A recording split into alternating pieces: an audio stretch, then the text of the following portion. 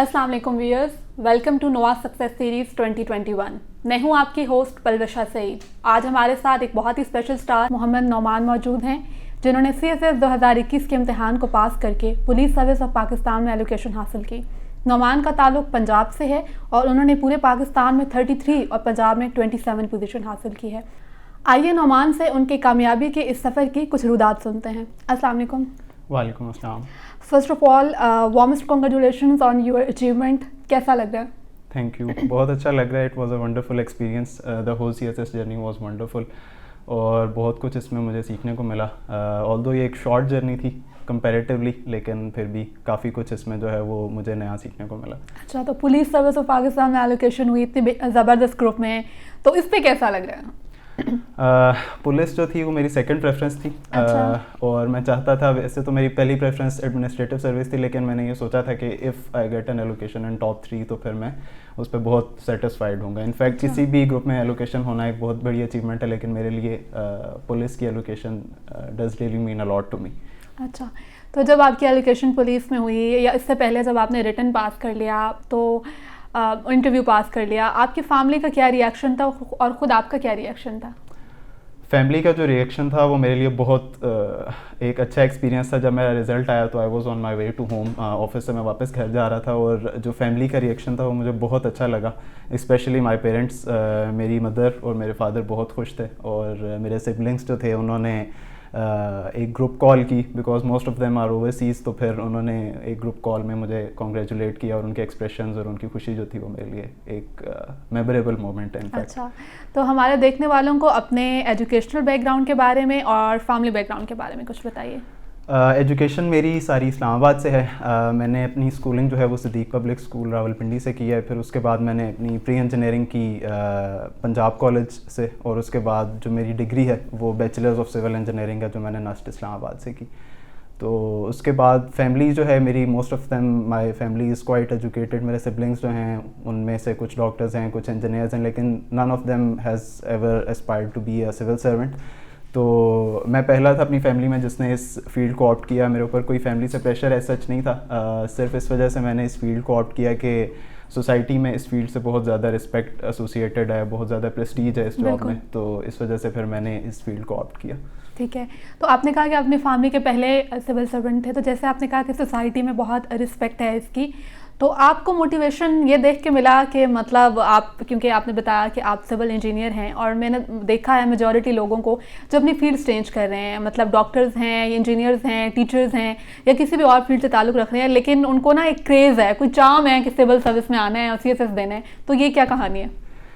बिल्कुल ऐसे ही है। सोसाइटी इस फील्ड को बहुत ज़्यादा जो है वो ग्लैमराइज करती है कि बीइंग अ सिविल सर्वेंट जो है वो एक बहुत अच्छी जो है वो फील्ड समझी जाती है हमारी सोसाइटी में। तो मुझे मोटिवेशन बेसिकली यहाँ से मिली कि once I was in my library of NUST, तो मैंने कुछ मैगजीन्स वहाँ पे पढ़े हुए थे CSS के, वो मैंने उनको गो थ्रू किया। वहाँ से मुझे थोड़ा सा नॉलेज मिला कि CSS बेसिकली है क्या, क्या इसकी एलोकेशन के ग्रुप्स क्या हैं और क्या इसमें हमें जो है वो सीखने को मिलता है। तो मैंने वहाँ से बेसिकली स्टार्ट किया।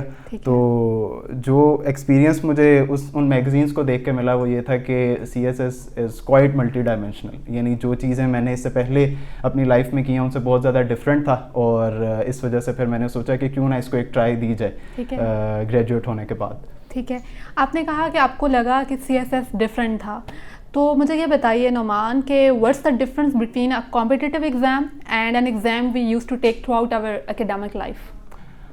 अपनी एकेडमिक लाइफ में हम जितने भी एग्ज़ाम्स देते हैं वो बहुत पर्टिकुलर होते हैं। उनमें कोई ना कोई एक ऑब्जेक्टिव होता है कि हमने कोई एक स्पेसिफिक कोर्स ऑफ स्टडी जो है उसको फॉलो करना है, कोई एक स्पेसिफाइड सेट ऑफ सिलेबस है जो एक ही डोमेन से रिलेटेड हमने उसको सिर्फ जो है वो पढ़ना है। जबकि CSS जो है वो बहुत ज़्यादा मल्टी डायमेंशनल है। आपने 12 सब्जेक्ट्स को अच्छी तरह जो है वो तैयार करना है। You have to be quite multi dimensional कि आप उसको फिर क्लियर कर सकें। तो आपको बहुत ज़्यादा सीखने को मिलता है। You get to know about your country, you get to know about international and current affairs, और उसके अलावा आपको कुछ ऐसे नए सब्जेक्ट सीखने को मिलते हैं जो आपको अपनी बैचलर्स में, अपनी इंटरमीडिएट में, अपनी स्कूलिंग में नहीं पढ़ाए जाते। ठीक है, अच्छा, और हमारे देखने वालों को अपने ऑप्शनल सब्जेक्ट्स के बारे में कुछ बताइए। मेरे ऑप्शनल्स जो थे वो political science, US history, criminology, और जेंडर स्टडीज़ और पंजाबी मैंने ऑप्ट किया था। अच्छा, और जैसे आपने अपने ऑप्शनल्स का स्कोर बताया, आपका मतलब सब सब्जेक्ट्स में बहुत अच्छा स्कोर है, और आपने जो है सबसे ज़्यादा स्कोर क्रिमिनोलॉजी में 76 है आपका हाईएस्ट स्कोर है, और बाकी भी ओवरऑल पोल साइंस आपने 118 लिए, यूएस हिस्ट्री में 67, जनरल स्टडी में 62 और पंजाबी में 74, मतलब अच्छा स्कोर है हर सब्जेक्ट पे। तो आपकी क्या स्ट्रैटेजी थी, किस तरह से पढ़ाई की आपने? मैंने बहुत ज़्यादा टू द पॉइंट तैयारी की। एक जो अननेचुरल चीज़ है कि मैंने कोई भी बुक नहीं पढ़ी अपने throughout C S S की जर्नी में। मैंने कोई भी बुक नहीं पढ़ी, और उसका नुकसान मुझे हुआ इंटरव्यू के टाइम पे। लेकिन रिटर्न के पॉइंट ऑफ व्यू से, क्योंकि मेरे पास टाइम इतना नहीं था, मैंने अगस्त के मिड में स्टार्ट की और मेरे पास 6 मंथ्स थे, मैंने इसको प्रिपेयर करना था। तो बुक रीडिंग का, रेफरेंस मटीरियल को पढ़ने का बहुत ज़्यादा टाइम नहीं था। मुझे बहुत प्रिसाइज नोट्स चाहिए थे जिनको मैं बाद में प्रिपेयर करके तो CSS दे सकूँ। तो मैंने बहुत टू द पॉइंट तैयारी की, और उसके अलावा मैंने हर मंथ का अपना एक टाइम टेबल बनाया जिसमें मैंने कोशिश की कि मैं टारगेट्स रखूं अपने, जो जितने भी महीने के जितने भी दिन हैं उनको मैं डिवाइड करूं हर सब्जेक्ट के लिहाज से, यानी हर सब्जेक्ट को 3 से 4 दिन दे दूं, और उसके बाद जो टारगेट्स मैं सेट करूं कि इतने टॉपिक्स मैंने इन दिनों में कवर करने हैं, उनको मैं उसी के मुताबिक कवर करके तो फिर चलूं। तो इस तरह छोटे टारगेट्स, बड़े टारगेट्स रख के तो मैंने जो है वो पूरे सिलेबस को कवर किया। अच्छा, मतलब आपने बताया कि आपने बुक्स नहीं पढ़ी और मतलब ऐसे नोट्स बनाए, या मतलब नोट्स से पढ़ा और टारगेट्स बनाए। और CSS के बारे में तो बड़ी ये मिथ है कि भाई बहुत पढ़ना पड़ता है, बड़ी किताबें छाननी पड़ती हैं, तो ये तो मेरे ख्याल में आप इसको गलत साबित कर रहे हैं कि आपने स्मार्ट वर्क करना है। हाँ बिल्कुल ऐसा ही है। बुक रीडिंग का और बहुत ज़्यादा जो रेफरेंस मटेरियल है उसको पढ़ने का ऑब्वियसली फ़ायदा होता है, स्पेशली इन योर इंटरव्यू, क्योंकि वो बहुत ज़्यादा डेप्थ में होता है। लेकिन रिटन में तो आपने हाईएस्ट, मतलब इतना अच्छा स्कोर किया है सब में। हाँ, लेकिन रिटन में ये है कि उसका स्मार्ट तरीका ये है कि आप पास पेपर्स को एनालाइज करें। उसके अलावा जो टॉपिक्स आपने बुक से कवर करने, एक पूरी बुक पढ़ने से बेहतर है कि आपको यूट्यूब की वीडियोस टॉपिक से रिलेटेड देखें, कोई 2-3 आर्टिकल्स देखें और उससे रिलेटेड अपने नोट्स बना लें। ठीक है, क्योंकि CSS में एक 20 मार्क्स का क्वेश्चन अगर आ रहा है तो उसमें आपने you can not right 10 to 15 pages, आपने लिखने हैं 7 to 8 पेजेस मैक्सिमम, या 5 to 6। तो उसके लिए बड़ा लिमिटेड सा नॉलेज चाहिए, और उसके लिए आपको पूरी बुक पढ़ने की ज़रूरत नहीं है। आप जो है वो क्रिस्प नॉलेज लें। यूट्यूब की वीडियोस से मैं रिकमेंड करूंगा कि जो अच्छे चैनल्स हैं यूट्यूब के, करंट अफेयर्स और इंटरनेशनल अफेयर्स से रिलेटेड, आप उनको लाजमी फॉलो करें, और उनसे रिलेटेड जो है वो टॉपिक्स जितने भी करंट हैं आप वहाँ से प्रिपेयर करें। ठीक है, और करंट अफेयर्स के बारे में कहा जाता है कि आपको रोज़ाना अखबार भी पढ़ना चाहिए, और मतलब तो आप कैसे अखबार पढ़ते थे, मतलब ओपिनियन पढ़ते थे डेली? न्यूज़पेपर रीडिंग का तरीका ये था मेरा कि मैं ओपिनियन और एडिटोरियल के जो पोर्शंस थे, जो रिलेटेड आर्टिकल्स होते थे, जिनका मुझे लग रहा होता था कि ये CSS में मुझे फ़ायदा देंगे, तो उनको मैं कंप्लीट पढ़ता था, और उसके अलावा मैं बाकी हेडलाइंस पढ़ लेता था। उसका पर्पज़ ये होता था कि मैं कुछ फैक्ट्स एंड फिगर्स जो हैं वो नोट कर लूँ, और उनको मैं अपने रूम में, मैंने एक चार्ट लगाया हुआ था, उसके ऊपर मैं उनको नोट डाउन कर लेता था, और टाइम टू टाइम उसको गो थ्रू कर लेता था ताकि मेरे माइंड में वो चीज़ रिफ्रेश हो जाए। तो headlines were basically to learn some facts and figures, और उसके अलावा ओपिनियन बनाने के लिए एडिटोरियल्स वगैरह पढ़े जाते थे। ठीक है, उसके अलावा मैंने कुछ CSS के मैगजीन्स भी फॉलो किए, उन वहाँ पे रिलेटेड आर्टिकल्स जो थे वो बहुत ज़्यादा हेल्पफुल होते थे, तो वो भी मैं कर लेता। ठीक है, नोमान आपका एस्से में क्या स्कोर था? एस्से में मेरा 42 था। ठीक है, और एस्से को भी क्योंकि बड़ी बला समझा जाता है, और सबसे ज़्यादा एस्से से मेरे ख्याल में डराया जाता है, तो आपने एस्से को, मतलब आपकी फर्स्ट अटेम्प्ट है, और आपने एस्से में क्या स्ट्रक्चर रखा, और कौन सा एस्से जो है टॉपिक कौन सा चूज़ किया था आपने? मैंने जेंडर इक्वलिटी पॉपुलर स्लोगन वो वाला टॉपिक चूज़ किया था, और ये भी एक अननेचुरल चीज़ है कि मैंने एस्से को सबसे कम टाइम दिया। एस्से और पंजाबी 2 ऐसे सब्जेक्ट्स थे जिनको मेरा सबसे कम टाइम लगा, और प्रेसी भी चूँकि इंग्लिश के साथ ही था, तो इंग्लिश और पंजाबी को मैंने सबसे कम टाइम दिया। उसके लिए I am thankful to my school and my college के वहाँ पे जो मेरे इंग्लिश के टीचर्स थे, उन्होंने मुझे बहुत अच्छी इंग्लिश, जो बेसिक इंग्लिश के ऐसे में जो चीज़ बेसिक चेक की जाती है वो आपका स्ट्रक्चर है, आपकी ग्रामर है, आपकी कोहेरेंस है, और उसके बाद आपके फैक्ट्स एंड फिगर्स और वो सारा नॉलेज आता है। तो वो चीज़ जो है वो मेरी स्कूल और कॉलेज में काफ़ी हद तक स्ट्रेंथन हुई थी, मुझे उसको सिर्फ रिफ्रेश करना था। राइटिंग स्किल्स अच्छी थी आपकी? हाँ, राइटिंग स्किल्स सेटिस्फैक्ट्री थी। जो मैंने पहला ऐसे अपना चेक करवाया था उसमें आई गॉट फेल्ड ऑन 39, और उसके बाद फिर मैंने जितने भी ऐसे चेक करवाए अल्हम्दुलिल्लाह उसमें मैं पास हो गया। तो मुझे उससे आइडिया हुआ कि essay is not my weak part. तो इसी तरह फिर मैंने जो इंग्लिश की प्रेसी और कॉम्पोजिशन थी वो भी, चूँकि हम स्कूल में काफ़ी ज़्यादा प्रैक्टिस करते रहे थे और उसमें मुझे थोड़ा बहुत वो चीज़ अच्छी आती थी, तो इस वजह से फिर मैंने वो भी, उस पर भी इतना ज़्यादा टाइम नहीं लगाया। अच्छा, और ऐसे में आपने बताया कि मतलब ग्रामर अच्छी होनी चाहिए, कोहेरेंस होना चाहिए, या स्ट्रक्चर फॉलो करना चाहिए, लेकिन कहा जाता है कि बड़ी कोई ज़बरदस्त किस्म की वोकैबुलरी भी होनी चाहिए, तो क्या वोकैबुलरी का अच्छा होना भी ज़रूरी है? नहीं, मैं ऐसा नहीं समझता। क्योंकि वोकेबलरी जो है ना वो ऐसे में चेक नहीं होती। ऐसे में आपका स्ट्रक्चर चेक होता है, आपकी टॉपिक से रेलेवेंस चेक होती है, और टॉपिक से रिलेटेड आप कितना कोहेरेंट तरीके से कैसे को लिखते हैं without making any grammar mistakes और सारा कुछ, तो वो चीज़ चेक होती है। और वोकेबलरी मेरी तो बहुत ज़्यादा सिंपल थी। थ्रू आउट माई इंग्लिश मैंने कोई जो मेरा सबसे बुरा पार्ट पेपर में अटेम्प्ट हुआ था वो प्रेसी के जो एंटोनिम्स और सिनोनिम्स थे वो थे, और उसमें मैंने बहुत ज़्यादा गलतियाँ की क्योंकि मैंने वोकेबलरी प्रिपेयर नहीं की हुई थी। मेरी इंग्लिश बहुत ज़्यादा सिंपल थी थ्रू आउट। कंपल्सरी सब्जेक्ट्स में आपको सबसे मुश्किल सब्जेक्ट कौन सा लगा? कंपल्सरीज में पाकिस्तान अफेयर्स और करंट अफेयर्स जो था ना वो मेरे लिए टफ़ था, क्योंकि वो चीज़ मैंने मेरी डिग्री से बहुत ज़्यादा इरेलेवेंट थी, वो चीज़ मैंने नए तरीके से तैयार करनी थी, तो इस वजह से वो चीज़ मुझे प्रिपेयर करने में काफ़ी ज़्यादा टाइम लगा। और ये है कि बहरहाल after an effort of 1 or 2 months में फिर उसको कोप अप करने में कामयाब हो गया। अच्छा, और नुमान मुझे ये बताइए, आपने कहा कि आपने एसेस तो अपने चेक कराए थे, लेकिन बाकी सब्जेक्ट्स की भी आपने इवैल्यूएशन कराई थी, असाइनमेंट्स वगैरह चेक कराई थी कि नहीं कराई थी? बाकी सब्जेक्ट्स की भी मैंने एवेलुएशन करवाई थी, इंडिविजुअल क्वेश्चंस में। मेरी जो टेक्निक थी वो ये थी कि मैं 20 मार्क्स का अगर मैंने क्वेश्चन अटैम्प्ट करना है तो उसको मैं प्रॉपरली 35 to 40 मिनट्स के टाइम में खुद करके अटैम्प्ट करके और फिर उसकी एवेलुएशन करवाता था, ताकि मेरी टाइम मैनेजमेंट और जो मेरी राइटिंग स्किल्स हैं वो एक साथ मैनेज हो। ठीक है, और नोट्स टेकिंग स्ट्रैटेजी आपकी क्या थी? बहुत से लोग होते हैं जो पहले डिटेल नोट्स बनाते हैं एग्जाम्स के लिए, कोई शॉर्ट नोट्स भी बनाते हैं, आपने नोट्स कैसे बनाए थे अपने? मैंने एक ही नोट्स का सेट रखा था जो मैंने स्टार्ट में बनाया ऑनलाइन लेक्चर्स से या फिर यूट्यूब की वीडियो से या फिर आर्टिकल्स को देख के जो मैंने टॉपिक्स कवर किए उनके नोट्स बनाए, उनको मैंने एक दफ़ा ही बनाया और उसके बाद उनमें ही एडिशंस की। कोई मैंने शॉर्ट नोट्स नहीं बनाए, कोई मैंने 1 पेजेस या 2 पेजेस इस तरह कोई चीज़ नहीं की। वही जो मेरे नोट्स थे उन्हीं को मैंने आखिरी टाइम पे रिवाइज़ किया था। ठीक है, और पेपर अटेम्प्टेशन कहा जाता है कि सीएसएस में बहुत इंपॉर्टेंट है कि आप बेशक आपने कितनी भी किताबें पढ़ ली हो, लेकिन अगर आपको पेपर अटेम्प्ट करना नहीं आता तो आप अच्छा स्कोर नहीं कर सकते। तो आप हमारे देखने वालों को पेपर अटेम्प्टेशन के बारे में, स्पेशली आपकी पेपर अटेम्प्टेशन टेक्निक क्या थी, क्या बताएंगे? पेपर अटेम्प्ट करने में सबसे जो इम्पोर्टेंट चीज़ है ना वो ये कि आप जो through out your CSS journey जो आप चीज़ प्रिपेयर करते हैं ना, that is only the 50% part of your CSS journey, और बाकी जो 50% है वो है जो आपने वहाँ पे अटेम्प्ट करना है। और वहाँ पे अगर आप प्रेशर को प्रॉपर्ली हैंडल नहीं कर पाते जो वहाँ पे आपके ऊपर आ रहा होता है, जब सारे लोग एग्जाम हॉल में बैठे होते हैं और आपने जो है वो उस टाइम पीरियड में अपना बेस्ट डिलीवर करना है, तो वो चीज़ सबसे ज़्यादा इंपॉर्टेंट है। और वहाँ पे आपने विदाउट टेकिंग एनी प्रेशर अपना बेस्ट देना होता है। तो प्रेशर कैसे नहीं लेना, ये भी प्रेशर कैसे नहीं लेना वो ये है कि आपने अपने माइंड को ट्रेन करना है। मैं अब उसके लिए मैं ये करता था कि मैं जो भी क्वेश्चन अटेम्प्ट कर रहा था इवैल्यूएशन के लिए, उसके लिए जैसे मैंने पहले बताया, तो आप उसको जो टाइम आपको CSS में मिलना है आप उतना ही उसको एक्चुअल जो है वो अपनी इवैल्यूएशन के टाइम पे भी दें।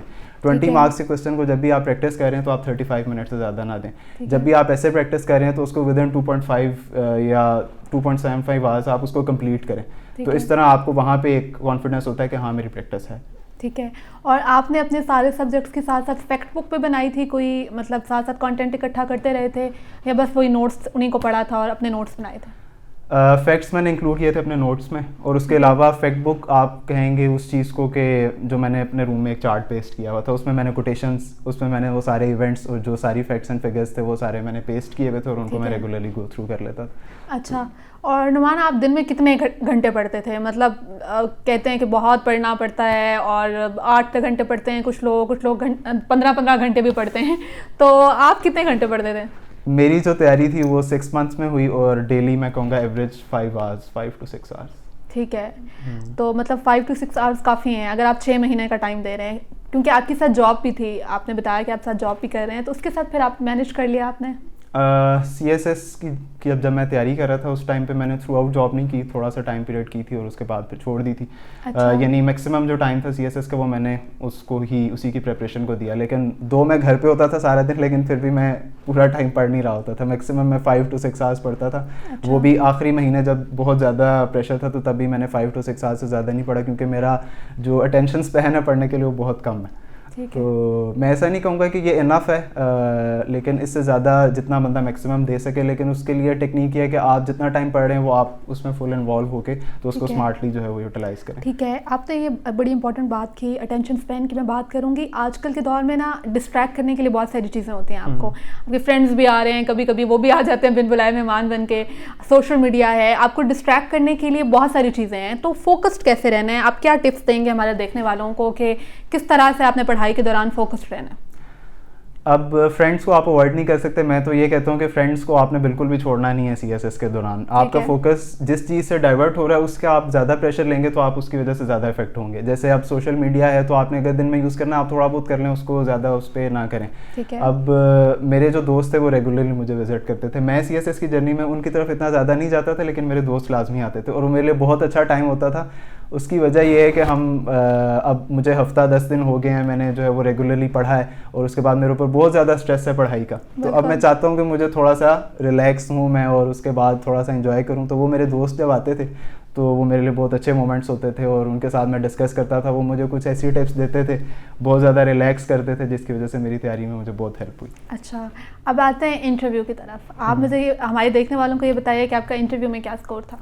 इंटरव्यू में मेरा 155 था और जैसे मैंने बताया कि चूंकि मैंने बुक्स नहीं पढ़ी हुई थी तो इस वजह से मैं कहूँगा कि 70% of the questions which were asked in my interview I was not able to answer them. और यहाँ तक कि जो पहले 2 क्वेश्चंस मुझसे पूछे गए वो भी उनका भी मुझे जवाब नहीं आता था, लेकिन वहाँ पे भी जो चीज़ मुझे मैं कहूँगा कि जिसने मेरी सक्सेस की वजह बनी वो ये थी कि मैंने वहाँ पे भी प्रेशर नहीं लिया, बिल्कुल भी प्रेशर नहीं लिया। ठीक है। क्योंकि मुझे पता था मैंने बुक्स नहीं पढ़ी हुई, मैंने बहुत टू द पॉइंट नॉलेज लिया हुआ है और इंटरव्यू में मैक्सिमम जो क्वेश्चंस थे वो जनरल हिस्ट्री से रिलेटेड थे, यूरोपियन हिस्ट्री से रिलेटेड थे या वर्ल्ड वॉर से रिलेटेड थे, जो चीज़ें मुझे इतनी अच्छी नहीं आती थी। ठीक है। तो उसमें फिर मैंने यही किया था कि अगर 15 to 20 क्वेश्चंस ऐसे हो गए हैं जिनके आंसर्स मुझे नहीं आते, तो उसके बाद अगर कोई ऐसा क्वेश्चन पूछा गया है जिसका आंसर मुझे आता है तो मैंने उसको प्रॉपरली पैनल को सेटिस्फाई किया। अच्छा, ठीक है। तो इंटरव्यू में मतलब आपने बताया कि बहुत सारे क्वेश्चन ऐसे थे जिनके आप जवाब नहीं दे सके, तो इंटरव्यू के बाद आपने क्या सोचा? जब वहाँ अंदर कमरे से बाहर निकले तो क्या सोचा कि एलोकेशन हो जाएगी, पास हो जाएगा कि नहीं? डाउटफुल ज़रूर था मैं उस पर कि मेरा इंटरव्यू अच्छा हुआ है या बुरा हुआ है। मुझे जो सेटिस्फेक्शन थी वो ये थी कि मैंने इंटरव्यूअर्स को, पैनल को प्रॉपरली हैंडल एटलीस्ट किया, मैंने कोई प्रेशर नहीं लिया, मैंने कोई ब्लंडर नहीं मारा। मतलब जो आंसर, जिस क्वेश्चन का आंसर मुझे नहीं आता उस पर मैंने सिंपली ये कह दिया, sorry sir I am not able to recall it, I am not able to answer this. तो उस पर एक दफ़ा तो ऐसा हुआ, एक पैनलिस्ट ने 15 to 20 क्वेश्चंस ऐसे पूछे जिनके कंटिन्यूसली मुझे आंसर्स नहीं आते थे, तो और मैं कंटिन्यूसली सॉरी बोल रहा था, तो ही सेड के don't give up too early, at least give it a try. तो फिर मैंने, जब उन्होंने अगला क्वेश्चन पूछा उसका भी मुझे आंसर नहीं आता था, लेकिन फिर मैंने, उन्होंने चूंकि कहा था कि गिव इट अ ट्राई, तो मैंने उस पर चंद सेकंड सोचा और फिर मैंने उनको कहा कि I am sorry sir I am not able to recall it. अच्छा नौमान, आपकी एलोकेशन जब हो गई, पुलिस सर्विस ऑफ पाकिस्तान में आपकी एलोकेशन हो गई, तो आपने वैसे पहले बताया कि आपका ये रिएक्शन था, लेकिन क्या आप एक्सपेक्ट कर रहे थे कि जो आपकी प्रेफरेंस थी मतलब जिन ग्रुप्स में थी आपको उनमें से कोई ग्रुप मिल जाएगा? मैं कहूँगा कि कोई भी इतनी श्योरिटी से नहीं कह सकता कि इवन रिटर्न भी अटेम्प्ट करने के बाद मैं ये नहीं कह सकता था कि मैं डेफिनेटली क्लियर कर लूँगा, इतना एम्बिगुअस होता है। मुझे तो ये भी लग रहा था कि मे बी मेरी एलोकेशन ना हो, तो क्योंकि वही है कि you have to hope for the best लेकिन you have to prepare for the worst. तो मेरी होप्स अच्छी भी थी लेकिन मुझे ये भी था कि मे बी ना हो, क्योंकि बहुत ज़्यादा एम्बिगुअस है, इतना ज़्यादा लक का एलिमेंट बहुत ज़्यादा इन्वॉल्व है। बिल्कुल। ऑब्वियसली जो मार्क्स मैं जिन सब्जेक्ट्स में अच्छे एक्सपेक्ट कर रहा था उन सारों में अच्छे नहीं आए, कुछ में बुरे भी आ गए, तो इस वजह से ये है कि ये डिपेंड करता है। उस टाइम पे मुझे था कि मे बी मेरी अच्छी जगह पे एलोकेशन हो जाए, मे बी ना हो। ठीक है, तो अब जब पुलिस ग्रुप में आपकी एलोकेशन हो गई है फाइनली, तो आप सेटिस्फाइड हैं अपने इस ग्रुप से? Yes, I am satisfied. I am quite satisfied. अच्छा, तो ओवरऑल क्या आपकी मतलब क्या टिप्स देंगे आप हमारे देखने वालों को, अभी जो भी CSS 2022 की इवन तैयारी करें एस्पायरेंट्स हमारे, उनके लिए आप क्या पैगाम देंगे? मैं ये कहूँगा कि अपनी तैयारी को बहुत ज़्यादा टू द पॉइंट रखें और किसी भी चीज़ का आपको प्रेशर लेने की ज़रूरत नहीं है। अगर आपकी तैयारी बाकी तमाम एस्पिरेंट से कम भी है ना, तो मैं ये समझता हूँ कि अगर आप वहाँ पे एग्ज़ाम के टाइम पे अगर आप अपना बेस्ट दे रहे हैं तो you have a good enough chance to clear it. क्योंकि जो सबसे ज़्यादा चीज़ मैटर करती है वो ये है कि वहाँ पे आप क्या डिलीवर करते हैं। आपका नॉलेज चाहे जितना मर्जी ज़्यादा है वो आपको हेल्प आउट उस सूरत में करेगा अगर आप वहाँ पे उसको प्रॉपर्ली एक्सप्रेस कर सकते हैं। तो ये मेरा मैसेज है कि आपने जो भी तैयारी करनी है वो बहुत टू द पॉइंट होनी चाहिए। प्रेशर आपने बिल्कुल भी नहीं लेना, you have to believe in yourself in fact, और आपने ये सोचना है कि मैंने अपना बेस्ट देना है, आगे जो होगा वो देखा जाएगा। Thank you very much for being with us Noman, और हमें बहुत अच्छा लगा आपसे बात करके, और होपफुली हमारे देखने वालों को भी बहुत सारी टिप्स मिली होंगी और बहुत सारी नेक ख्वाहिशात हैं आपके आगे एलोकेशन हुई है जिस ग्रुप में, और फ्यूचर में आपके जो भी मामलात हैं उनके लिए। Thank you very much. Thank you so much. जी व्यूअर्स, आज हमारे साथ मौजूद थे मोहम्मद नौमान, जिन्होंने CSS 2021 के इम्तिहान को पास करके पुलिस सर्विस ऑफ पाकिस्तान में एलोकेशन हासिल की है। Stay tuned for more success stories. अल्लाह हाफिज़।